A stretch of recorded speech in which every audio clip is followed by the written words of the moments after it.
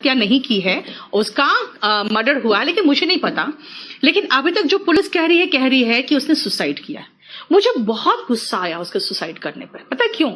क्योंकि वो कई ऐसे बिहार के लड़कों का वो आइकन बन गया था, यूथ आइकन। क्योंकि वो इतने कम 34 इयर्स की उम्र में ऐसे ऐसे बढ़िया मूवी वो कर चुका था। क्यों आइकन था? आइकन का मतलब क्या होता है? प्रतीक। यानी कि वो समाज के लिए एक प्रतीक के रूप में हो गया था, यार मुझे वैसा बनना है ना? जैसे यूथ आइकन का मतलब होता है युवा के लिए वो एक आइकन था। अब उसने सुसाइड कर लिया, बताओ। चलो वापस आओ। आइकन का मतलब हुआ प्रतीक, और जो लास्ट वर्ड है ना बेटा, ये रूट है तोड़ने का। जो समाज का प्रतीक, अब समाज के प्रतीक क्या होते हैं भाई? हमारे समाज में बहुत सारे ऐसे स्तंभ हैं कि आप बचपन में पढ़ाई करोगे, फिर आपको एक नौकरी करनी है, फिर आपको शादी करनी है, फिर आपको बच्चा पैदा करना है। पहला हो गया अगर बेटा, तो बेटा बेटी भी होना चाहिए, परिवार होगा, है ना? अगर बेटी हो गई तो बेटा भी होना जरूरी है। जिंदगी भर समाज आपसे बहुत कुछ एक्सपेक्ट करता है और हम करते चले जाते हैं। क्यों? क्योंकि हम मानते हैं समाज में हम रहते हैं। ऐसे सामाजिक नियमों को जो नहीं मानता कहता है यार भाड़ में जाओ, है ना? वो आइकनोक्लास्ट है, यानी कि रूढ़ी विरोधी। जो ऐसे सामाजिक नियमों को नहीं मानता है वो आइकनोक्लास्ट है। ऐसे ही लोगों को बोहेमियन कहते हैं, ऐसे ही लोगों को हेटेरोडॉक्स कहते हैं। हेटेरोडॉक्स से आपको एक और वर्ड का इस्तेमाल याद आ जाएगा, that is Orthodox. Low, antonym बन गया। आइकनोक्लास्ट का एंटोनिम ऑर्थोडॉक्स, बोहेमियन का एंटोनिम ऑर्थोडॉक्स, हेटेरोडॉक्स का एंटोनिम ऑर्थोडॉक्स। यानी कि जो गैर परंपरावादी है उसको हम बोहेमियन कह रहे हैं, आइकनोक्लास्ट कह रहे हैं। तो परंपरावादी को क्या कहेंगे? ट्रेडिशनल कहेंगे, पारंपरिक हो गया। कन्वेंशनल कहेंगे, है ना? ये हो गए ट्रेडिशनल, कन्वेंशनल, ऑर्थोडॉक्स, परंपरावादी। और जो गैर परंपरावादी होता है वो क्या होंगे? वो इनमें से तीनों होंगे। ऑफ कोर्स रूट से करा रही हूं। ये क्या है? विवेक। याद रखना, मैंने आइकन आपको रूट बताया है, कायरो आपको रूट बताया है, तो ये तो रूट से ही बना हुआ है, देखो ना। हाँ, ये है कि कौन एडजेक्टिव है और कौन नाउन है, वो हम लिखते गए। ठीक है, बोलो कोई प्रॉब्लम? यानी आइकनोक्लास्ट, बोहेमियन और हेटेरोडॉक्स है तो सिनोनिम, बस पहले का दो जो है एकदम नाउन है, तीसरा एडजेक्टिव है, और इसका उल्टा ट्रेडिशनल, कन्वेंशनल और ऑर्थोडॉक्स हो गया। ठीक है? मेरा आइकन रंजन, ऐसा तो कुछ नहीं सोचा बेटा कि किसी को आइकन बना के चल रही हूं, नहीं। हाँ, कोशिश जरूर ये है कि मैं महिलाओं के लिए एक आइकन बन सकूं कि आप अपनी लाइफ में कुछ भी कर सकते हो, बस खाली आपको एजुकेटेड होना है। हाँ, ये कह सकती हूं मैं कि अगर आप कहोगे कि मुझे किस पर एक आइकन यानी क्रश रहा है, कह सकती हूं। जैसे होता है ना कुछ लोगों को हीरो पे क्रश रहता है, यार कितना स्मार्ट है, कितना सुंदर है, काश मैं इससे शादी कर सकती, है ना?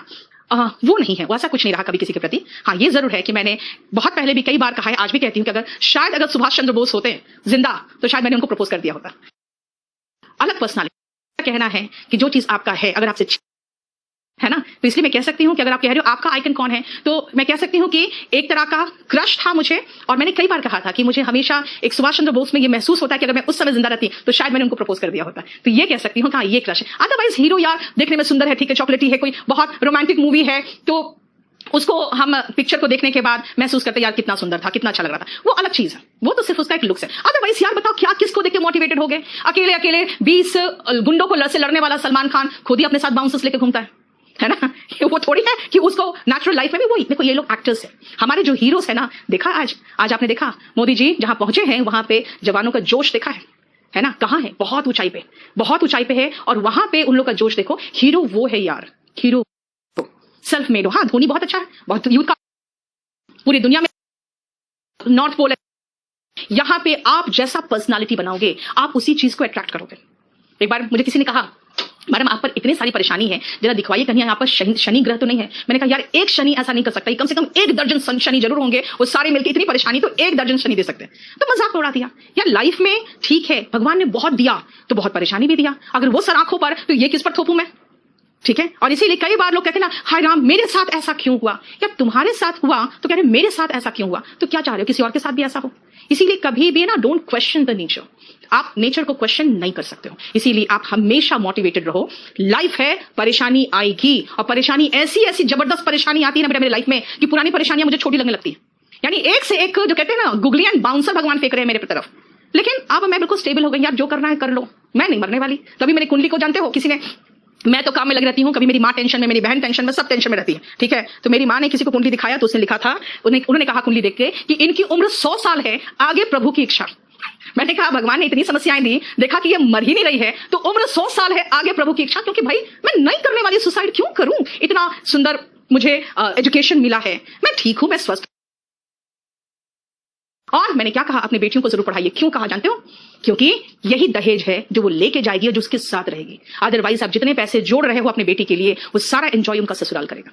इसीलिए बहुत सारे पेरेंट्स देख रहे होंगे, आज यूट्यूब का क्लास है, बहुत सारे पेरेंट्स देख रहे होंगे, और मैं आपको यही समझाना चाहती हूं कि अपना जो आप अपनी बेटी के लिए दहेज कहेंगे, मैम नहीं हुआ तो क्या होगा, नहीं हुआ तो क्या होगा। और मैंने कहा यार थोड़े से फ्लर्ट बन जाओ ना, नौकरी को देख के कहो सीधा तू नहीं तो कोई और सही, कोई और नहीं तो कोई और। समय आए कभी भी अपने आप को लेट डाउन मत करो, क्योंकि आप यूनिक पीस हो, आप सुप्रीम बीइंग हो। इंसान को सुप्रीम बीइंग कहा गया है। क्यों कहा गया है, क्योंकि वो सबसे सुप्रीम है, पूरा भरपूर दिमाग के साथ आया है ना। आप बहुत कुछ कर सकते हो लाइफ में, बस हिम्मत बनाए रखो, और किसी भी तरीके का कभी भी अपने आप में नेगेटिव फीलिंग मत आने दो। बोलो बेटा भाई भी आएगा वैकेंसी, सब कुछ मिलेगा, भी टेस्ट सीरीज उसका नहीं चल रहा क्योंकि कोई वैकेंसी नहीं आया, ठीक है। और हमेशा याद रखो आप बहुत ही प्रेशियस हो।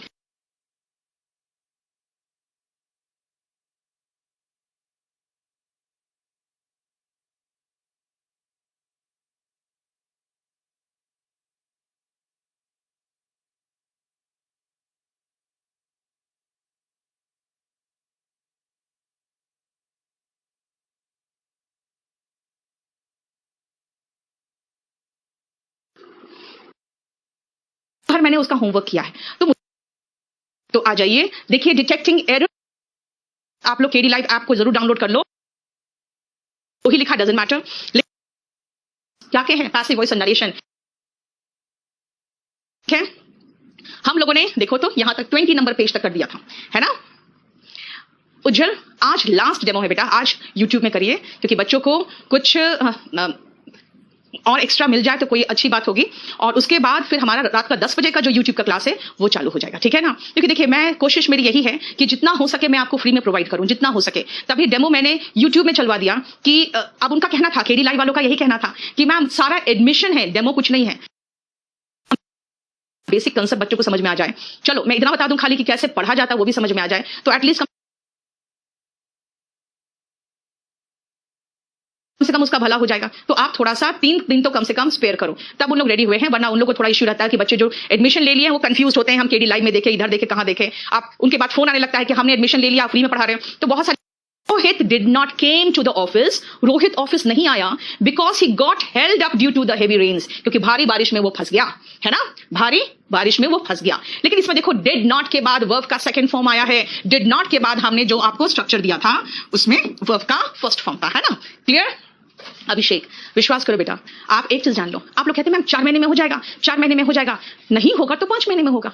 मैंने एक सिलेबस पूरा कंप्लीट आपको फर्स्ट डे तब बात करना। देखो बेटा मैंने 2 कंपनीज बनाई और दोनों कंपनी बिल्कुल टॉप पे पहुंचा। क्यों, क्योंकि सबसे बड़ी चीज है ईमानदारी, है ना। Honesty is the best policy. सुनते हो ना, मैं कहती हूँ लाइफ में अप्लाई करके देखो, ठीक है, लाइफ में अप्लाई करके देखो। यहां पर भी कई लोग हैं जब मैं कहती हूँ देखिए जब मैंने बोल दिया तो मैं करूंगी, बस वो मान लेते हैं कि हाँ मैम ने बोल दिया है, तो कुछ अगर बहुत प्रलय आ जाए तभी नहीं करेगी, नहीं तो करेगी। इसीलिए हमेशा ऑनेस्ट रहो, मैं अपने प्रोफेशन के प्रति। दूसरी बात बेटा क्या है ना, पढ़ाना मेरे लिए पूजा करने के बराबर है, तो इसीलिए आप निश्चिंत रहो। अगर नहीं खत्म होगा तो मेरी जिम्मेदारी है, मैं खत्म करूंगी ऑन टू योर सेटिस्फैक्शन। और आपको एक चीज और बता दूं, 6 महीने के बाद फिर अब अगर आप मेरा कोर्स देखोगे तो कहोगे मैडम आपने तो हमें बेवकूफ बना दिया। उसका रीजन बताऊं क्यों, क्योंकि मैं रोज पढ़ती हूँ, रोज इंप्रूव करती हूँ, रोज नया नया चीज सीखती हूँ और रोज नया नया चीज उसको इनकॉर्पोरेट करती हूँ अपने स्टडी मटेरियल में, अपने पढ़ाने में। इसीलिए हमेशा आपसे मेरी एक ही विनती है, कहीं मत फंसो। हमेशा जब भी मेरे से पढ़ना हो, जो मेरा लेटेस्ट बैच है वो लेना। पुराना बैच हम सिर्फ उनको ही आज सजेस्ट कर रहे हैं जिनको सीपीओ देना है, जिसको सीजीएल देना है, मेंस देना है। सीजीएल मेंस वाले को मैंने कहा है 04 लो, और सीपीओ वाले को कहा है मैंने 06 लो,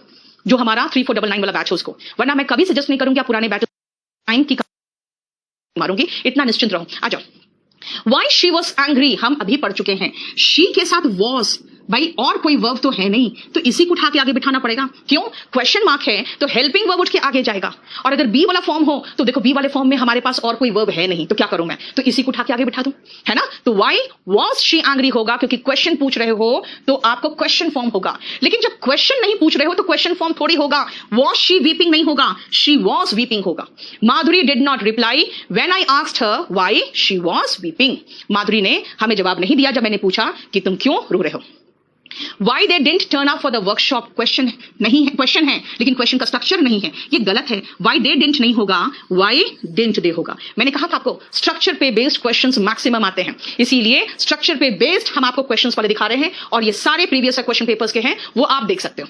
ठीक है, समझ में आ रहा है? चलो, जो पढ़ा रही हूं रेलेवेंट है कि नहीं पहले वो बात करोगे ना, ठीक है। और पास्ट टाइम के साथ अभी मैंने कहा कि पहले तो स्ट्रक्चर देखो, स्ट्रक्चर बेस्ड हमने क्वेश्चंस बना दिए आपके कि स्ट्रक्चर में मिस्टेक था। इंट्रोगेटिव फॉर्म में होना चाहिए, जो इंट्रोगेटिव नहीं है वो इंट्रोगेटिव फॉर्म में नहीं होना चाहिए। लेकिन भाई सिंपल पास्ट टेंस है क्या? सिंपल पास्ट मतलब पास्ट मतलब भाई 2 मिनट पहले भी जो खत्म है वो पास्ट है। जो चीज ओवर, पास्ट टाइम कितना पास्ट टाइम मैम? भाई 2 मिनट्स एगो तक भी, 1 मिनट एगो तक भी, ये एगो वर्ड बताता है पास्ट। रिसेंटली, भाई रिसेंटली मतलब हाल फिलहाल। अब रिसेंटली से हमें पास्ट का एहसास नहीं हो रहा। जस्ट नाउ, भाई जस्ट नाउ में नाउ शब्द है, इसमें भी पास्ट का एहसास नहीं हो रहा। तो इसका मतलब है आपको एगो, before, 2 days ago, yesterday, in 1960, 2009, जो भी टाइम पास्ट का एहसास कराए उसमें पास्ट टेंस होगा। हमने आपको यहां yesterday देकर हैव कम लगाया। क्यों लगाया हैव कम? सुनो ध्यान से। ऐसे क्वेश्चंस बहुत आते हैं, बहुत आते हैं। क्यों आते हैं उसका रीजन देखो। मैं दिल्ली कल ही पहुंच चुकी हूं, आप ऐसे ही बोलते हो फोन में ना, कहते हो अरे मैं तो कल ही दिल्ली पहुंच चुकी हूं, जो मर्जी वो लगाते। भाई हैव कम नहीं आएगा, क्योंकि बच्चा जब ट्रांसलेशन से इंग्लिश सीखता है ना तो सबसे फुहड़ तरीका है ट्रांसलेशन से इंग्लिश सीखने का। और उसके बाद वो क्या करता है, चुका है, चुकी है, तो प्रेजेंट परफेक्ट टेंस। ऐसा नहीं है, यस्टरडे पास्ट टाइम बता रहा है, पास्ट टाइम में ये हैव शब्द तो आएगा ही नहीं। तो कुछ लोग कहते हैं बेटा हैव शब्द नहीं आएगा तो हैड लगा दो। भाई अभी पढ़ाया आपको वर्ब का सेकेंड फॉर्म, क्या? वर्ब का सेकेंड फॉर्म। याद रखना, भूतकाल का एहसास V2, भूतकाल का एहसास V2, भूतकाल का एहसास V2 केम, कम का सेकेंड फॉर्म केम। बेटा इकरा एकेडमी यूपीएससी कंपल्सरी पेपर आ जाएगा आपका अगस्त में, फर्स्ट वीक ऑफ अगस्त में हम लाएंगे नया बैच। बहुत अधिक डिमांड है, लेकिन मैंने कहा ना पहले पुराने बैच को टाइम नहीं है ना बहुत ज्यादा मेरे पास। आ जाओ अब ये तो देखो ध्यान से, मैं यही कहूंगी यार एक्टिव वॉइस पैसिव वॉइस सब भूलो ना यार। ठीक है ये पैसिव वॉइस है, हमें क्या मतलब है, हमें खाली ये देखना है कि हैज बीन। भाई हैज बीन नहीं आएगा क्योंकि ये 1966 दिया हुआ है। एरर तो डिटेक्ट कर लिया ना, बस काफी है। एरर डिटेक्ट हो गया, सफिशिएंट है। हालांकि आंसर इसका वॉज बिल्ट होगा, ये पैसिव वॉइस है इसीलिए। लेकिन मेरा कहना है कि कुछ मत सोचो, खाली एक बात बताओ, पास्ट टेंस पास्ट टाइम के साथ, इसके साथ हम is, are, has, have, do, does और वर्ब का फर्स्ट फॉर्म या वर्ब का फर्स्ट फॉर्म SES ये कभी नहीं लगाएंगे। क्यों? क्योंकि पास्ट टाइम का मतलब क्या है, हम लगाएंगे इज एम आर नहीं, इज एम आर नहीं, हम लगाएंगे वॉज वर। हम हैज हैव नहीं लगाएंगे, हम हैड लगाएंगे। हम डू डस नहीं लगाएंगे, हम डिड लगाएंगे। हम V1 नहीं लगाएंगे, हम V2 लगाएंगे। यानी पास्ट टेंस में ये आना चाहिए, बस इतना ही आ जाए हम कर लेंगे ना। दीपशिखा, हैड अगर सिर्फ हैड है तो वो V2 ही है, लेकिन अगर हैड के बाद V3 है तो वो पास्ट परफेक्ट है। ठीक है, वो पास्ट परफेक्ट मतलब पास्ट का भी पास्ट। तुम्हारे आने से पहले मैं यहां पहुंच चुकी थी, मेरे घर पहुंचने से पहले सब लोग सो चुके थे। पास्ट का पास्ट इज पास्ट परफेक्ट। मैं अभी सिर्फ पास्ट बता रही हूं, यानी 1966 में से बनाया गया था, मैं कल दिल्ली पहुंची। तो इसका मतलब है कि आपको पैसिव वॉइस नहीं आता, तब भी छोड़ो ना यार, पैसिव वॉइस नहीं आता। ये हैज तो बता दिया ना कि हैज का प्रयोग कभी भी पास्ट टाइम के साथ नहीं होगा, हटाओ, दैट्स इट। ये बोल रहा है कि हमारे बगल में 1966 में जॉन के ब्रदर के द्वारा एक कैंप बनाया गया था, तो ये पैसिव वॉइस। ठीक है, हैड बेटा मेन वर्ब भी हो सकता है। I had a car main verb, I had bought a car helping verb, है ना। इसीलिए देखो ये क्लास कृष्ण माधव, ये सुनना बहुत ध्यान से, इस पेज की बातें बहुत ध्यान से सुनना, आपको समझ। हेल्ड आपका मतलब बेटा फंस गया, अभी आपको कराऊंगी, रुको। अच्छा, पुराने में इस पेज में हेल्ड आपका मतलब, हाँ, क्योंकि वो हेवी रेन्स में यानी भारी बारिश में बीच में वो फंस गया, वो बोलना चाह रहा है। अब आ जाओ इस पेज में, सुनो ध्यान से, बहुत अच्छे से सुन के समझना इसको। अगर एक सेंटेंस पास्ट टेंस से शुरू होगा तो वो पास्ट टेंस में ही कंटिन्यू होगा। If a sentence starts with past tense, it should continue in past tense. जब तक कि it falls in the list of exceptional cases. उन एक्सेप्शनल केसेस को हम बाद में डिस्कस करेंगे। अगर वाक्य की शुरुआत पास्ट से हो तो आगे भी वाक्य पास्ट में होगा जब तक कि वह किसी अपवाद के अंतर्गत ना आता। अब अपवाद क्या हो बाद में देखेंगे। मैंने कहा अगर सेंटेंस की शुरुआत पास्ट से हो, यानी देखो तो जरा, सेड से का second form, the salesman tried second form, I called second form. ठीक है, पहले तो ये 3 कर लेते हैं। He said that he will never repeat the mistake। भाई जब पास्ट टेंस है तो विल का पास्ट टेंस भी तो चाहिए, वुड होगा। अब ये क्यों दिया ऐसा मिस्टेक, ध्यान के याद रखना। हमेशा जहां पे ट्रांसलेशन जो होता है, अगर हिंदी मीडियम वाले और इंग्लिश मीडियम वाले सेम जगह मिस्टेक करते हैं ना, तो वहीं से मिस्टेक आता है एग्जाम में। क्या आता है देखो, उसने कहा कि वो कभी भी ऐसी गलती नहीं करेगा। उसने कहा पास्ट टेंस, वो कभी भी ऐसी गलती नहीं करेगा। भाई वो पास्ट में ही बोला था फ्यूचर के लिए, यानी आज नहीं बोला है, वो पास्ट में कहा था फ्यूचर के लिए। तो पास्ट में जब आप फ्यूचर को डिनोट करते हो ना, तो विल नहीं वुड आता है। देखो, he said that he would never repeat the mistake। ठीक है, समझ में आ गया। नेक्स्ट आओ, द सेल्समैन ट्राइड मतलब कोशिश किया। टू सेल, बेटा टू, कल ही हम, परसों ही हम जो ना, फ्राइडे को मैंने आपको जो स्पोकन का क्लास लिया था, 2-3 चीज पर तो एम्फसाइज किया था कि टू के बाद वर्ब का बेस फॉर्म आता है। देखो, है ना, टू के बाद वर्ब का बेस फॉर्म आता है। The salesman tried to sell me a solar heater but I already have one नहीं होगा, मेरे पास ऑलरेडी एक सोलर हीटर था। लो, हैड वन, आंसर मैंने वहां पे एक्सप्लेन करके लिख दिया है। Change have into had. The sentence has V2 in the starting of the sentence, है ना, which indicates that the action is in past। Sentence में पहले ही शुरू में ही V2 है, तो आगे भी तो V2 होगा ना। I called at, देखो ऐसे idioms and phrases जो होता है, सॉरी ऐसे phrasal verb से questions आते हैं। ठीक है, ऐसे ही phrasal verb से questions आते हैं। अब जानते हो phrasal verb क्या होता है, बताओ, ध्यान से सुनना।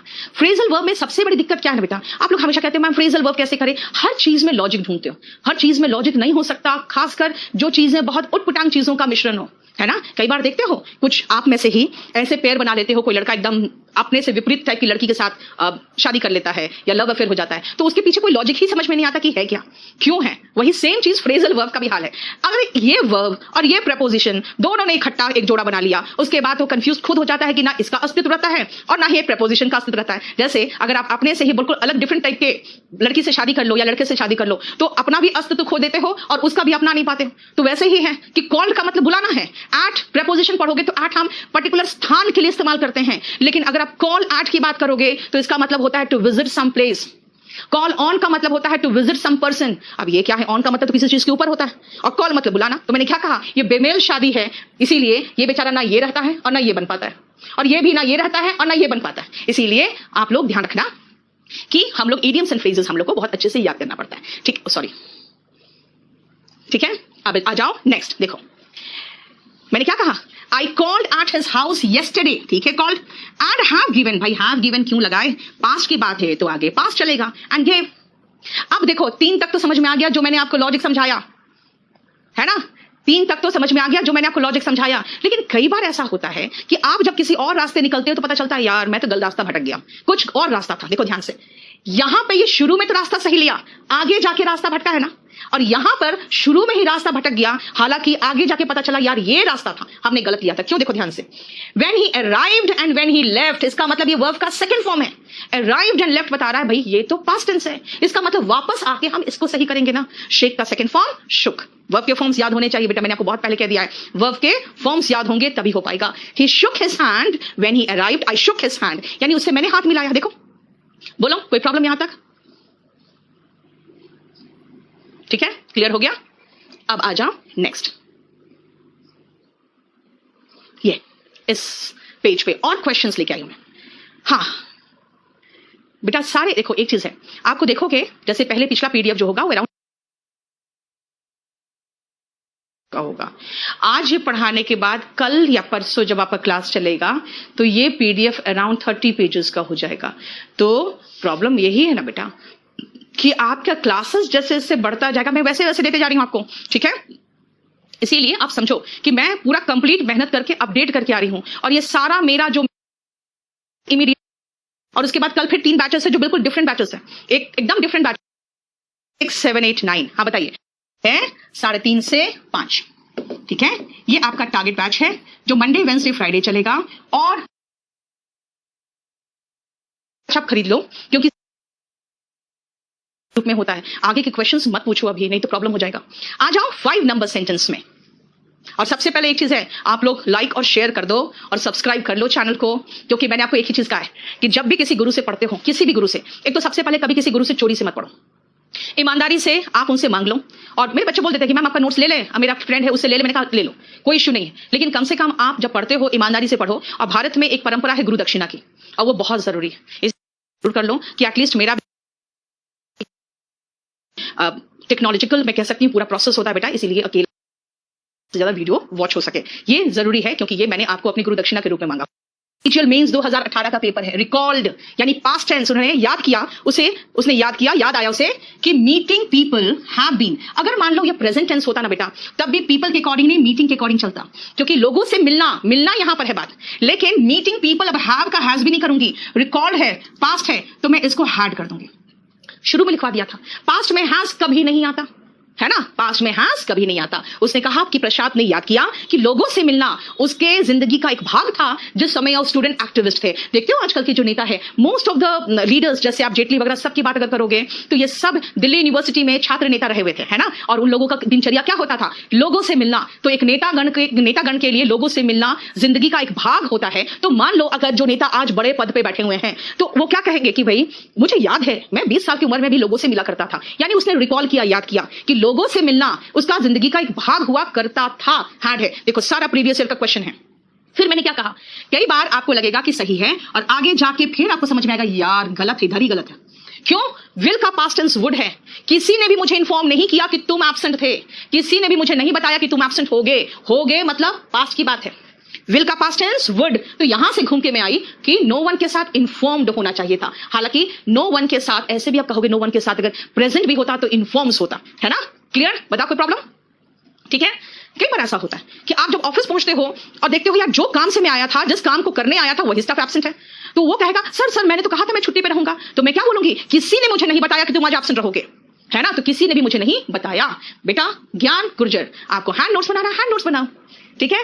पहले भी मेरे बच्चे हैंड नोट्स जो बनाते थे तो वो क्या बनाते थे, यही तो एग्जांपल्स लिखते थे क्लास में बैठ के। लेकिन मैंने एक चीज मार्क किया था ना ज्ञान, मैंने ये चीज मार्क किया था कि बच्चों की जो स्पीड है ना, किसी का कम है किसी का ज्यादा, आपका इंतजार तो नहीं कर सकते खत्म करने का। तो फिर मैं लिख होता। मेरा फीलिंग यही है कि जब मैंने लॉकडाउन में मैं बैठी हूं घर में, और नहीं तो सीधा सीधा पढ़ते जाओ ना बेटा, तो एग्जाम आने वाला है, ठीक है। शी स्टॉप्ड सिंगिंग, उसने जैसे ही घंटी सुनी, टेलीफोन की घंटी, अक्रॉस द हॉल की उस तरफ से घंटी सुनाई पड़ा, उसने गाना बंद कर दिया। शी स्टॉप्ड सिंगिंग जैसे ही द टेलीफोन रिंग्स नहीं, रैंग अक्रॉस द हॉल। देख लो सेंटेंस पास्ट में है, इसीलिए पास्ट। अब 8 नंबर क्वेश्चन तो अरे ये तो मैंने बुक से उठाया था, मैंने लगता है मैं इसका साल लिखना भूल गई। मैं इसका साल लिख के दूंगी आपको, क्योंकि मेरा सारा क्वेश्चन प्रीवियस क्वेश्चन पेपर से था, ठीक है। मैं इसका भी साल लिख दूंगी आपका। सुनो, vaccine when hit the market is dogged by controversy. पहले तो ये समझ में नहीं आता बच्चे को इसका मीनिंग क्या है। डॉग का मतलब कुत्ता तो सुना था, है ना। रैंग होगा बेटा कविराज, रैंग होगा ring, wrong second form wrong होता है बच्चा, है ना। अब सुनो ध्यान से, क्या है, vaccine when hit the Indian market is dogged. अब देखो डॉग का मतलब तो सबको पता है कुत्ता होता है, लेकिन डॉग में डबल जी करके ईडी लगाया, ये क्या है। ध्यान रखना, जब भी ऐसा वर्ब आता है ना जिसके लास्ट में कॉन्सोनेंट होता है, वर्ब कहा मैंने, नाउन नहीं कहा अभी, उसके पहले एक शॉर्ट वर्बल होता है, तो लास्ट का कॉन्सोनेंट डबल होता है, फिर ईडी लगता है। जैसे बेग, भीख मांगना, लास्ट में कॉन्सोनेंट है, AEIOU नहीं है, उसके पहले AEIOU है, ईडी लगाना है, तो फिर देखो, ठीक है। अगर हम फिट की बात करें तो फिट, तो फिटेड, फिटिंग, जो भी लगाना है, ये देखो वर्ब सेकंड डबल टी होगा, उसके बाद ईडी लगेगा, है ना, सेकंड फॉर्म बनाने में। अब मेरी बात सुनो ध्यान से, डॉग्ड क्या है भाई, नाउन सुने हैं, कुत्ता मतलब किसी जानवर का नाम, नाम का मतलब नाउन। भाई डॉग का मतलब ऐसे याद रख लो ना, कुत्ते की तरह पीछे पड़ जाना, ठीक है, ऐसे याद रहेगा ना। डॉग मतलब कुत्ता, तो डॉग्ड मतलब कुत्ते की तरह पीछे पड़ जाना। बेचारा वैक्सीन जैसे मार्केट में आया, उसके पीछे कंट्रोवर्सी। अब तुम सोच लो खुद ही, अगर जैसे अभी अब रामदेव का हालत देखे ना, बाबा रामदेव का क्या हुआ, बेचारा जैसे दवा लेके आया, वैक्सीन लेके नहीं आया, जैसे वो दवा लेके आया कुत्ते की तरह सारे कंट्रोवर्सीज पड़ गए उसके पीछे। करीबन उसने खुद बताया अपने मुंह से कि मेरे ऊपर 1000 एफआईआर दर्ज हुआ है, जो किसी क्रिमिनल या किसी आतंकवादी के पीछे भी इतने कम समय में दर्ज नहीं होता है। ऑल ओवर इंडिया 1000 एफआईआर दर्ज हुआ है। मतलब उसके पीछे कंट्रोवर्सीज कैसे पड़ गए कुत्ते की तरह। वैसे ही खुद सोचो अगर इंडियन मार्केट में आ गया तो क्या होगा, पीछे पड़ जाएगा कंट्रोवर्सीज। लेकिन एक बात बताओ, यहां पे हिट हमें कैसे पता है कि पास्ट टेंस है? आप कहोगे मैम आपने V2 में लगाया, इसका मतलब पास्ट टेंस है। चलो आपको मैं बताती हूं पास्ट टेंस क्यों है। वैक्सीन सिंगुलर सब्जेक्ट है, अगर ये प्रेजेंट टेंस होता तो हिट नहीं हिट्स होता, है ना। इसका मतलब हिट्स नहीं है, इसका मतलब वर्ब का सेकंड फॉर्म है। यानी वैक्सीन जैसे ही इंडियन मार्केट में आया उसके पीछे कुत्ते की तरह कंट्रोवर्सी पड़ गए। और ये पैसिव वॉइस है। बोलो क्या पैसिव वॉइस एक्टिव में पढ़ा रहे हो आप? डजंट मैटर, मैंने आपको सिर्फ एक ही क्लू दिया है। पास्ट है, is, am, are, has, have, do, does and verb का फर्स्ट फॉर्म या एस फॉर्म नहीं आएगा। That's it. देखो कहोगे इज नहीं तो क्या आएगा, तो भैया जहां इज वहां वॉस कर दो, जहां हैज वहां हैड कर दो, जहां पे इज, एम, आर है वहां पे वॉस वर्क कर दो, है ना। बस समझ में आ गया। To persistently follow someone or cause trouble is called dogged। ठीक है, बोलो कोई प्रॉब्लम यहां तक? Next, see the next example. Anya's class teacher CGL mains का है एंड हर फ्रेंड्स कॉन्ग्रेचुलेट्स। बच्चा तो यही कह देगा भाई इतने लोग हैं तो कॉन्ग्रेचुलेट्स नहीं होगा। लेकिन अगर ये सेंटेंस इंप्रूवमेंट में होता और पहला ही ऑप्शन आपको देता कॉन्ग्रेचुलेट देता, पहला ही ऑप्शन, तो तुरंत फट से उसी को मार्क करते। अरे भाई पहले देखो ना, व्हेन शी वन, वन मतलब विन का सेकंड फॉर्म। याद रखना इसको वॉन नहीं बोलते हैं, कुछ टीचर्स तक वॉन बोलते हैं, मुझे बड़ा गुस्सा आता है यार। ओ का प्रोनाउंसिएशन हमेशा ओ नहीं होता। क्या है, जैसे कब्र का प्रोनाउंसिएशन टूम है, वहां पे ओ का प्रोनाउंसिएशन ऊ है। अनियन में ओ का प्रोनाउंसिएशन अ है ना, और ऑरेंज में ओ का प्रोनाउंसिएशन ओ है, इसलिए ओ का प्रोनाउंसिएशन ओ। ठीक है, उसके बाद ओ, उसके बाद ऊ और आ तीनों हो सकता है। ठीक है, मेरा कल मैंने एक OUGH का प्रोनाउंसिएशन में कितना पंगा है वो मैंने डाला था कल अपने फेसबुक में, आप देखना, है ना। बच्चा नहीं, बड़ा ही आदमी एक बार कफ जब उसने कहा बो तो कहा बो ने इट्स बाव, BOUGH, बाव मतलब ब्रांच ऑफ द ट्री होता है। उसके बाद जब कफ आया तो कहा it can not be cow, तो फिर कफ बोला। फिर उसके बाद रफ में आया तो कहा राव, तो कहा नहीं इट्स रफ। ठीक है, तो इरिटेट हो गया। और उसके बाद जब थ्रू में आया तो कहता है थ्रो। का प्रोनाउंसिएशन कफ रफ में अफ है ना, एंड बाव में आओ है, और तो थ्रू में ऊ है, थ्रू ऊ है। इसका मतलब है कि प्रोनाउंसिएशन इंग्लिश में बेटा सुन के और पढ़ के आपको सब कुछ करना पड़ेगा। तभी मैंने स्पोकन में कहा है लिसनिंग, देन देखो जैसे आप हिंदी में भी पढ़ते हो, जब आप पैदा होते हो तो बड़े होते हो तो आपकी माँ आपको बोल के सिखाती है। और कैसे बोलती है? आपकी माँ आपकी पहली टीचर है, पता है कैसे? वो ज्यादा समय तो वही बिताती है, तो आपके मुंह के सामने आकर कहेगी बोलो माँ माँ, तो वो जैसे माँ ऐसे बोलती है ना, तो आप उनको देख के बोलने का कोशिश करते हो। इसका मतलब है जो भी लैंग्वेज सीखना है बेटा, पहले उस लैंग्वेज को सुनोगे ना और फिर सेम प्रोनाउंसिएशन करने की कोशिश करोगे ना। That is very important. आ जाओ, व्हेन शी वन, वन मतलब जीतना, तो teacher and her friends congratulates नहीं कॉन्ग्रेचुलेटेड। ठीक है ना, इसीलिए ध्यान रखना कि जब वो इंटर स्कूल डिबेट को जीत लिया उसने और ब्रिंग का सेकंड फॉर्म ब्रॉट ट्रॉफी जब लेके आई तो उसके क्लासमेट्स और टीचर्स ने उसे कॉन्ग्रेचुलेट किया। तो कॉन्ग्रेचुलेट किया पास्ट टेंस, इसलिए कॉन्ग्रेचुलेट नहीं होगा, कॉन्ग्रेचुलेटेड होगा। क्लियर हो गया? पता कोई प्रॉब्लम यहां तक? नेक्स्ट आओ, 1 मिनट का टाइम दे रही हूं, पहले पढ़ो क्योंकि मैंने में वो आपको नहीं मिलेगा जो प्रीवियस पेपर्स वगैरह मिलेगा। देखो जो आगे का भाग है बेटा क्या है, देखो तो ईडियम। ईडियम क्या होता है? Phrase, universal truth, habitual action और स्वीपिंग जनरलाइजेशन। यार सब तो अजीब अजीब सा शब्द है, देखो ध्यान से। ईडियम फ्रेज जो होता है ना वो मुहावरे या लोकोक्तियां होती है। यानी जिस तरह के कुछ मुहावरे होते हैं, देखते हो ना, नाच न जाने आंगन टेढ़ा, ये सब क्या है? ये सब मुहावरे ही तो होता है ना। तो मुहावरे लोकोक्तियां यानी जो बहुत सालों से लोकोक्तियां हो रही है जो बोले जा रहे हैं चीजें, वो यूनिवर्सल ट्रूथ का मतलब सार्वभौमिक सत्य, जैसे the sun rises in the east क्या है? सार्वजनिक सत्य है। सीपीयू का फॉर्म फिल कर सकते हो बेटा, क्योंकि आपका जो वो प्रॉब्लम है ना वो हमेशा बहुत बाहर नहीं रहता है सीपीयू। मैं भी एस्थमेटिक हूं। एक्चुअल एक्शन यानी जो आदतन क्रिया है, या स्वीपिंग जनरलाइजेशन। अब ये स्वीपिंग जनरलाइजेशन क्या है, मैं आपको 2-3 बड़े अच्छे एग्जांपल सुनाऊंगी और आपको सुन के मजा भी आएगा। स्वीपिंग जनरलाइजेशन का मतलब होता है कि जिसने कहा उसके लिए तो बिल्कुल सच है और उस सब पर लागू होता है, लेकिन अगला कहेगा यार ऐसा थोड़ी है। मतलब समझ में आया? स्वीप का मतलब झाड़ू लगाना। मैंने झाड़ू लगा के एक साथ सबको समेट दिया। क्या? ध्यान से देखो जरा से, क्या है? A sweeping generalisation is a statement that might be true, हो सकता है सच हो इन स्पेसिफिक केसेस, कुछ स्पेसिफिक केसेस में, लेकिन जो स्पीकर है ना उसने कहा है कि सब पर लागू होता है। उसने सब पर लागू करने की कोशिश की। ठीक है, सब पर लागू करने की कोशिश की उसने। मतलब समझो ध्यान से। बफरिंग हो गया? ठीक है, अब सही होगा बेटा। देखो बफरिंग हो रहा होगा, मैं समझ गई थी क्योंकि मेरी नजर बहुत चीजों पे रहती है। मेरी नजर बहुत चीजों पे रहती है और मैंने तुरंत देख लिया था कि रेड हो गया, हालांकि उस समय तक पता नहीं चला था इन लोगों को।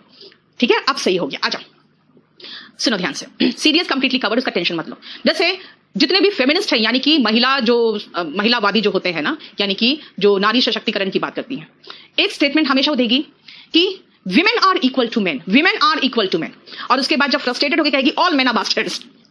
तो दोनों का सिलोगिज्म खेल लो फिर तो, है ना। तो ये क्या है ना, ये स्वीपिंग जनरलाइजेशन है। मतलब आप सीधा सीधा जनरलाइज कर दे रहे हो, women are equal to men. भाई विमेन इक्वल टू मेन नहीं है और नहीं होना चाहिए। कारण क्या है? कारण ये है कि हम लोग को शुरू से एजुकेशन सिस्टम हमारा बहुत गंदा रहा है। हमेशा मेन का अपोजिट विमेन, बॉय का अपोजिट गर्ल। भाई बॉय का अपोजिट गर्ल नहीं है और मेन का विमेन नहीं है, पूरक है। हम पूरक है। हमारे अधिकार समान होने चाहिए, लेकिन हम समान नहीं हो सकते। Men are physically strong, women are mentally very strong, है ना। इसीलिए उनका कहना क्या है, और women are equal to men. ये चीज जो है ये सामान्यकरण कर दिया गया। फिर कलाम का एक स्टेटमेंट है, back benchers are more in it's her choice. Pushpa बिल्कुल सही कहा। ये जो लाइन है ना, इतना फेमस हो गया, इट्स हर चॉइस, ये भी सामान्यकरण कर दिया गया। फिर एक कलाम का स्टेटमेंट था, back benchers are more intelligent. तो भाई back benchers are more intelligent, तो फ्रंट में बैठ के तो हम लोगों ने पता नहीं क्या कर लिया, हमें तो अपनी जिंदगी बर्बाद कर ली फ्रंट में बैठ के। ऐसा नहीं है, लेकिन जिन्होंने कहा है उनके हिसाब से ये सब पर लागू होता है। ऐसे कंडीशन में क्या करोगे? ऐसे कंडीशन में आगे का भाग भी सिंपल प्रेजेंट टेंस में, आगे का भाग भी सिंपल प्रेजेंट टेंस में होना चाहिए।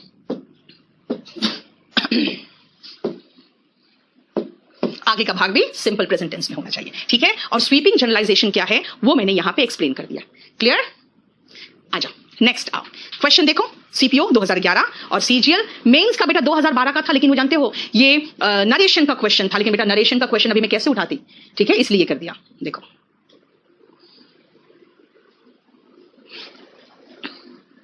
कुलदीप फ्री भी पढ़ाओ, मैंने क्या कहा है? 10 से 11 1 घंटे का मैंने आपको कह दिया है कि मैं केडी कैंपस यूट्यूब चैनल में फ्री पढ़ाऊंगी और पढ़ा रही हूं पिछले 2-2.5 महीने हो चुके। ठीक है, आ जाओ। Galileo proved that the earth dash around the sun. Past से शुरू हुआ, आगे पास्ट चलना चाहिए था? नहीं, ये तो यूनिवर्सल ट्रूथ है, इसलिए रिवॉल्व्स होगा, है ना। अब टीचर सेड, पास्ट टेंस से शुरू हुआ, आगे पास्ट था, बिल्कुल सही है? नहीं, honesty is the best policy होता है, क्योंकि एक ऐसा फ्रेज है जो सालों साल से बिल्कुल सच है ना। And they said that women are more sincere workers than men. यार लिखा मैंने क्या? No error. क्यों? The sentence is sweeping generalisation. आप कहोगे इसको इस सेंटेंस पे लड़के भड़क जाते हैं। नहीं, ये तो बिल्कुल फॉल्स है, ये बिल्कुल फॉल्स है। देखो बेटा, लाइफ आपकी बहुत सुखी बीतेगी, बहुत अच्छा सुखमय आपका वैवाहिक जीवन बीतेगा, बस इस सेंटेंस को आप गांठ बांध लो। ठीक है, देखो मैंने कितना अच्छा सलाह भी दिया आपको। क्या कहा मैंने है कि जिंदगी में सुखी रहना है, चैन से जिंदगी बिताना है, तो इस सेंटेंस को आप गांठ बांध लो कि ये बिल्कुल सही सेंटेंस है। नहीं क्या? ठीक है, विमेन आर। आप कहोगे मैम, अब ये नरेशन का क्वेश्चन था, मुझे याद है कि मैं जीटीबी नगर में क्लास ले रही थी, तो बच्चा आया क्वेश्चन पेपर लेके कि मैम यहाँ पे आर वर होगा ना, क्योंकि वो नरेशन का क्वेश्चन होता है, तो नरेशन में क्या होता है ना, इज एम आर चेंज करता है वॉस वर में। तो कहा मैम वॉस वर होगा ना, मैंने कहा वर नहीं होगा, आर ही होगा। नहीं मैम आंसर गलत दिया है, आप की गलत दिया। मैंने कहा नहीं बेटा आर होगा, क्योंकि ये स्वीपिंग जनरलाइजेशन का है, यानी कि बोलने वाले ने सब पर लागू कर दिया। तो नहीं ऐसा नहीं होता, ऐसा नहीं होता। अब वो पीछे पड़ गया। मैंने कहा सुनो मेरी बात, तुम इसको यूनिवर्सल ट्रूथ मान लो और चुपचाप से जाओ। यूनिवर्सल ट्रूथ क्यों मान ले? तो मैंने कहा भाई तुम्हारे आगे के जीवन के लिए ये सेंटेंस बहुत उपयोगी है, बस ये मान के निकल लो। तो आ जाओ आप सब भी इसको सही मान के निकल लो। आइए नेक्स्ट। मुझे पता था, I knew that a bad carpenter fights with his tools होगा, फॉट विथ हिज टूल्स नहीं होगा। क्यों? क्योंकि ये एक फ्रेज है जो बताता है नाच ना जाने आंगन टेढ़ा। जब आपको कोई काम नहीं आता ना, जब बच्चे को मैं कहती हूं कि आप जो पेन से लिख रहे हो तो क्या कैसा हैंडराइटिंग बना रहे हो, इतना महंगा पेन इस्तेमाल कर रहे हो, तो नहीं मैडम ये ठीक से चल नहीं रहा है, ये थोड़ा सा प्रॉब्लम दे रहा है। अरे भैया प्रॉब्लम तेरा पेन नहीं दे रहा है, तुम्हारी लिखावट ही गंदी है और तुम्हें आता ही नहीं है, तुम्हारी हैंडराइटिंग खराब है, तुम्हें कर्सिव हैंडराइटिंग नहीं आता। मतलब जब उसका लिखना उसको नहीं आ रहा तो क्या कह रहा है, पेन ठीक से नहीं चल रहा है, पेन भारी है, कुछ ना कुछ इश्यू बनाएगा। क्यों? क्योंकि a bad carpenter fights with his tools, नाच न जाने आंगन टेढ़ा। फाइट्स क्यों है? क्योंकि इडियम्स, फ्रेज, यूनिवर्सल ट्रूथ वगैरह में हम सिंपल प्रेजेंट टेंस का प्रयोग करते हैं। हो गया क्लियर इस पॉइंट में? What is the time of spoken? बेटा 3:30 Tuesday, Thursday, Saturday। अब आओ 1 मिनट का टाइम दे रही हूं, पहले इसको पढ़ो। बेटा मैं तो एक ग्रामर पढ़ा रही हूं आपको पूरा, और ग्रामर जो है ये 10th स्टैंडर्ड तक का ही। यस्टरडे मैं यहां रोज आया करती थी, मैं यहां कोर्स कैसे बाई करे भाई, आई केम यस्टरडे। मैं कल आई थी, आई केम यस्टरडे। मैं यहां रोज आया करती थी, आपके लिए कंप्लीट कोर्स है। अच्छा देखो, मैंने कहा मैं कल आई थी, आई केम यस्टरडे। मैं कल आई थी, आई केम यस्टरडे। मैं यहाँ रोज आया करती थी। मैं यहाँ कोर्स कैसे बाई करे भाई? केडी लाइव ऐप में जाओ ना और कोर्स पे क्लिक करो, पेमेंट करो, खरीद लो। बैच की वैलिडिटी 1 ईयर है, ठीक है। आइए सुनो, हमने कहा मैं रोज यहाँ आया करती थी, कल आई केम यस्टरडे। तो मैं ऐसे कह सकती हूँ I came here every day, I went to school every day, I went to school. जब तक मैंने एवरी डे नहीं कहा ना, तब तक पता नहीं चला कि ये रूटीन है। तब तक आप कंफ्यूज थे क्या कि क्या की बात कर रही हूँ? I came here, I went to school yesterday, नहीं एवरी डे। अच्छा, अब समझ में आया कि आप रूटीन की बात कर रहे हो। इसका मतलब है कि जब हम रूटीन की बात करते हैं तो सिंपल पास्ट टेंस थोड़ी देर तक कंफ्यूज रखता है कि भाई वन टाइम था पास्ट कि ये रूटीन था पास्ट, थोड़ी देर के लिए कंफ्यूज रखता है। जब हम लास्ट शब्द में पहुंचे एवरी डे, तब क्लियर हुआ अच्छा इसका मतलब आप कहना चाहते हो हम रोज जाया करते थे। तो ऐसे कंडीशन में इससे भी तो बेहतर ऑप्शन कोई हो सकता है। इससे बेहतर ऑप्शन जो है वो है यूज्ड टू, जो एक मॉडल है और वर्ब का बेस फॉर्म। हमेशा टू के बाद वर्ब का बेस फॉर्म आता है, प्रीपोजिशन छोड़ दिया जाए तो। आपका सेकंड चॉइस होगा सिंपल पास्ट टेंस। मैंने कहा I went to school every day, अब समझ में आया। बेटा इंडियन नेवी हो या एनडीए हो, सबका टॉपिक इसमें कवर है, इसीलिए कोई इश्यू नहीं है। इंग्लिश आप इसी में ले लो, ठीक है, क्योंकि ये 1 कोर्स है जो सीजीएल मेंस तक का है, तो उसके नीचे सब कवर करेगा बेटा, ठीक है। अब आओ सुनो ध्यान से, simple past tense second choice है। क्यों? क्योंकि थोड़ा सा उलझाया कि 1 टाइम हुआ कि एवरीडे हुआ, क्या हुआ, इसलिए रूटीन बताना है, past routine. Best option used to है। अगर ये नहीं है मेरे पास तो ये चलेगा, और ये तो इतने लिमिटेशंस के साथ आता है ना, इसके 2 लिमिटेशंस हैं, इसीलिए इसको हम अभी छोड़ के चलेंगे। क्यों? क्योंकि ये जो वुड है ना, ये वुड मॉडल है, इसीलिए हम मॉडल्स चैप्टर में देखेंगे, इनके कुछ लिमिटेशन है, ठीक है, इसीलिए हम इसको मॉडल चैप्टर में देखेंगे। क्लियर? नेक्स्ट पेज में आओ। चलो 1 मिनट का टाइम दे रहे हैं, पहले देखो तो। अब हम लोग वो क्या करेंगे बेटा, आज हम लोग, और फिर वो क्या भी तो करना है। कार्तिक बुक में बहुत मेहनत कर रही हूं बेटा, और उसमें अब 10 चैप्टर्स ऐड किया और अब तो क्यूआर कोड भी ऐड कर दिया है, इसीलिए उस बुक का अभी कोई भी बराबरी नहीं कर पा रहा है, क्योंकि मेरे बुक कॉपी एंड पेस्टेड नहीं होते। ये 60 टेस्ट पेपर्स फ्री मिल जाएगा 3499 में, मोहम्मद सरवर, ठीक है। आप लोग बुक भी देख लो, आप नजदीकी बुक शॉप से ले लो। हाँ, हालांकि लॉकडाउन से थोड़ा सा उसका सर्कुलेशन पे फर्क पड़ा है, और नहीं तो केडी पब्लिकेशन से खरीदना, क्योंकि फ्लिपकार्ट वगैरह में पुरानी किताबें पड़ी हुई है और उनके जो सेलर्स है उनकी ऑथेंटिसिटी हमें नहीं पता, ठीक है।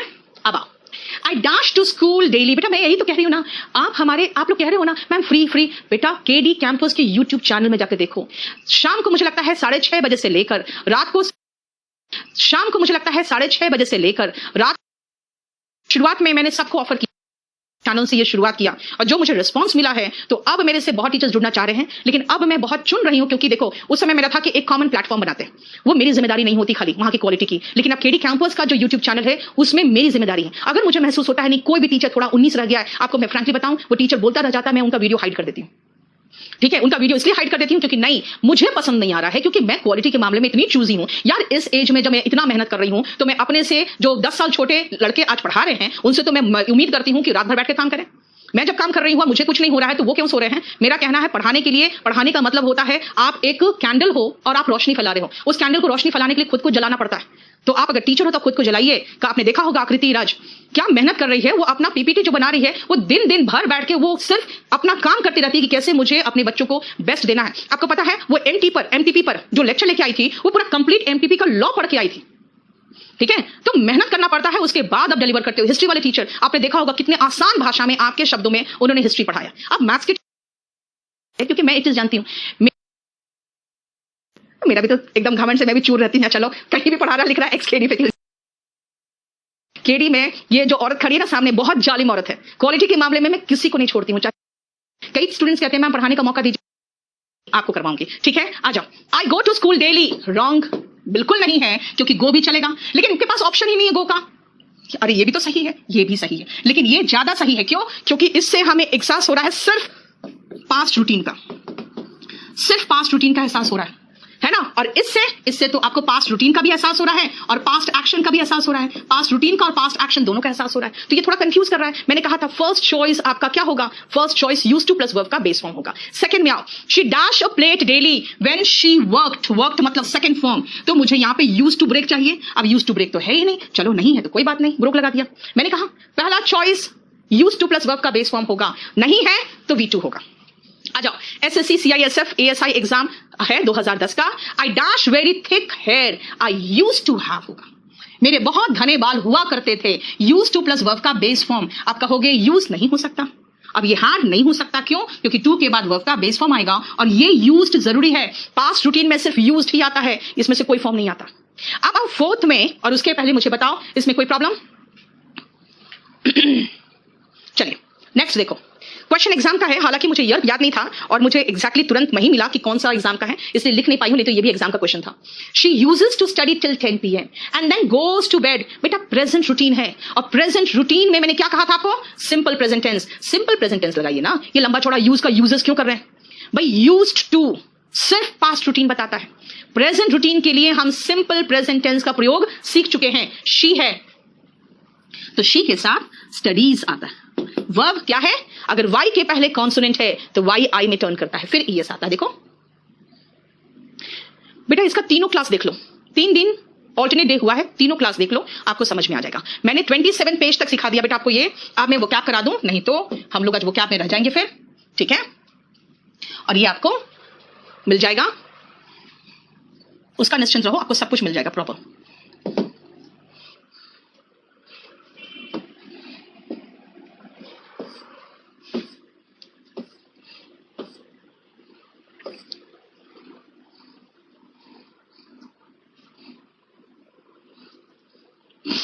हम लोग 23 वर्ड्स से शुरू करना था, है ना? सफिशिएंट बेटा, बुक जितना है बिल्कुल सफिशिएंट, खाली इतना याद रखना वॉल्यूम 1 और वॉल्यूम 2 दोनों कर लेना। बेटा दिल्ली में भी कोचिंग है, सब जगह। ये तो कह रही हो ना आप लोग कह रहे हो ना मैम फ्री। बेटा केडी कैंपस के यूट्यूब चैनल में जाकर देखो। शाम को मुझे लगता है 6:30 बजे, रात को 12:30 1 बजे तक टीचर्स लाइन लगा के पढ़ा रहे हैं। बेटा सब कोई मेरे कदम पे चल रहा है, जैसे मैंने कहा है वैसे कर रहे हैं। और बहुत सारे टीचर्स मेरे साथ जुड़ रहे हैं। उनका यही कहना, देखो शुरुआत में मैंने सबको ऑफर किया था कि सब लोग आइए और हम लोग एक प्लेटफॉर्म पे हम लोग सेल्फलेस इनिशिएटिव लेते हैं। नहीं था, नहीं जुड़े। लेकिन जब मैंने अपने केडी कैंपस के यूट्यूब रह जाता, मैं उनका वीडियो हाइड कर देती हूँ, ठीक है? उनका वीडियो इसलिए हाइड कर देती हूं क्योंकि नहीं, मुझे पसंद नहीं आ रहा है, क्योंकि मैं क्वालिटी के मामले में इतनी चूजी हूं यार। इस एज में जब मैं इतना मेहनत कर रही हूं तो मैं अपने से जो 10 साल छोटे लड़के आज पढ़ा रहे हैं उनसे तो मैं उम्मीद करती हूं कि रात भर बैठ के काम करें। मैं जब काम कर रही हूं मुझे कुछ नहीं हो रहा है तो वो क्यों सो रहे हैं? मेरा कहना है पढ़ाने के लिए, पढ़ाने का मतलब होता है आप एक कैंडल हो और आप रोशनी फैला रहे हो। उस कैंडल को रोशनी फैला, ने देखा होगा आकृति राज क्या मेहनत कर रही है। वो अपना पीपीटी जो बना रही है, वो दिन भर बैठ के वो सिर्फ अपना काम करती रहती है कि कैसे मुझे अपने बच्चों को बेस्ट देना है। आपको पता है वो एमटीपी पर जो लेक्चर लेके आई थी, वो पूरा कंप्लीट एमटीपी का लॉ पढ़ के आई थी, ठीक है? अरे क्योंकि मैं एक चीज जानती हूं, मेरे प्लेटफॉर्म पे भी जो टीचर्स कहते हैं ना कि हाँ मैं किसी को नहीं छोड़ती हूं, चाहे स्टाफ हो चाहे टीचर्स। मेरा अपना रेपुटेशन बच्चों के सामने जो है ना, मेरे टीचर मेरे स्टाफ के सामने बहुत खराब है, क्योंकि मैं बहुत खदेड़ के लेती हूं काम।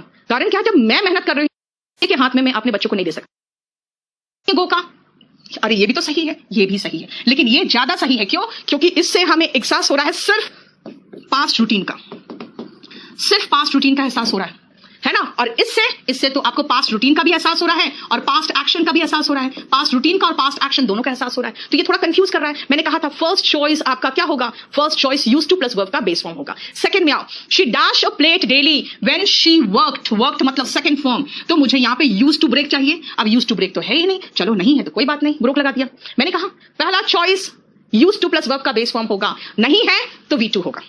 आ जाओ, SSC CISF ASI एग्जाम है 2010 का। I dash very thick hair I use to have होगा। मेरे बहुत घने बाल हुआ करते थे। यूज टू प्लस वर्ब का बेस फॉर्म। आप कहोगे यूज नहीं हो सकता। अब ये हार्ड नहीं हो सकता, क्यों? क्योंकि टू के बाद वर्ब का बेस फॉर्म आएगा और ये यूज्ड जरूरी है। पास्ट रूटीन में सिर्फ यूज्ड ही आता है, इसमें से कोई फॉर्म नहीं आता। अब आप फोर्थ में, और उसके पहले मुझे बताओ इसमें कोई प्रॉब्लम? चलिए नेक्स्ट देखो। क्वेश्चन एग्जाम का है, हालांकि मुझे ईयर याद नहीं था और मुझे एग्जैक्टली तुरंत नहीं मिला कि कौन सा एग्जाम का है, इसलिए लिख नहीं पाई हूं, नहीं तो ये भी एग्जाम का क्वेश्चन था। She uses to study till 10 PM and then goes to bed. बेटा प्रेजेंट रूटीन है, और प्रेजेंट रूटीन में मैंने क्या कहा था आपको? Simple present tense. Simple present tense लगाइए ना, ये लंबा चौड़ा यूज का यूजेस क्यों कर रहे हैं भाई? यूज्ड टू सिर्फ पास्ट रूटीन बताता है। प्रेजेंट रूटीन के लिए हम सिंपल प्रेजेंट टेंस का प्रयोग सीख चुके हैं। शी है तो शी के साथ स्टडीज आता है। वर्ब क्या है? अगर वाई के पहले कॉन्सोनेंट है तो वाई आई में टर्न करता है, फिर ईएस आता है। देखो बेटा इसका तीनों क्लास देख लो, 3 दिन ऑल्टरनेट डे हुआ है, तीनों क्लास देख लो, आपको समझ में आ जाएगा। मैंने 27 पेज तक सिखा दिया बेटा आपको। ये आप मैं वो कैप करा दूं, नहीं तो हम लोग आज वो कैप में रह जाएंगे फिर, ठीक है। और ये आपको मिल जाएगा, उसका निश्चिंत रहो, आपको सब कुछ मिल जाएगा प्रॉपर।